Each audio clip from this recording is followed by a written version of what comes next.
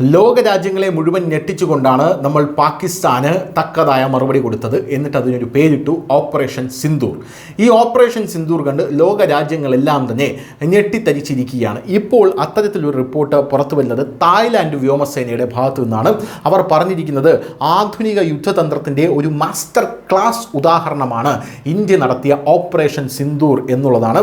May 22-ന് പെഹൽഗാമിൽ ഭീകരവാദികൾ ഹിന്ദുക്കളുടെ പേരുകൾ ചോദിച്ചുകൊണ്ട് കൊലപ്പെടുത്തി. ഇതിന് മറുപടിയായി ഇന്ത്യൻ സൈന്യം സിന്ദൂർ നടത്തിയപ്പോൾ പാകിസ്ഥാനിലെ 9 തീവ്രവാദ കേന്ദ്രങ്ങൾ നശിപ്പിക്കപ്പെടുകയും 11 ബേസുകൾ കനത്ത നാശനഷ്ടം വരുത്തുകയും ചെയ്തു.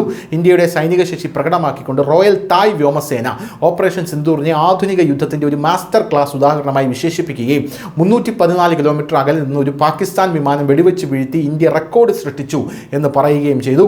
ഇന്ത്യൻ വ്യോമസേന പാകിസ്ഥാനിലെ ദീർഘദൂര ലക്ഷ്യങ്ങളെ കൃത്യമായി ആക്രമിച്ച് നശിപ്പിച്ച രീതിയും ബഹുതല വ്യോമ പ്രതിരോധ സംവിധാനം പ്രദർശിപ്പിച്ചതും ആധുനിക സൈനിക പ്രവർത്തനങ്ങൾക്ക് ഒരു മാസ്റ്റർ ക്ലാസ് ഉദാഹരണമായി മാറിയിരിക്കുന്നുവെന്ന് റോയൽ തായ് വ്യോമസേനയിലെ മുതിർന്ന ഉദ്യോഗസ്ഥർ അഭിപ്രായപ്പെട്ടിരിക്കുകയാണ്.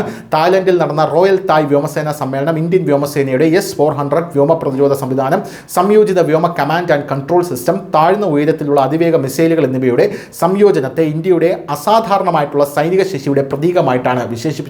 പ്രത്യേകിച്ച് S-400 മിസൈൽ സംവിധാനത്തിൻ്റെ പങ്ക് നിർണായകമായിട്ടാണ് ഇവർ കണക്കാക്കുന്നത്. ഓപ്പറേഷൻ സിന്ദൂറിന് കീഴിൽ പാകിസ്ഥാനെ ആക്രമിക്കാൻ ഇന്ത്യൻ വ്യോമസേന റഡാറുകൾ ഒഴിവാക്കൽ മാർഗങ്ങൾ, കൃത്യതയുള്ള യുദ്ധോപകരണങ്ങൾ, തദ്ദേശീയമായി നിർമ്മിച്ച ആൻറ്റി റേഡിയേഷൻ മിസൈലുകൾ എന്നിവ ഉപയോഗിച്ചതായി തായ് വ്യോമസേനയുടെ റിപ്പോർട്ട് പറയുന്നു.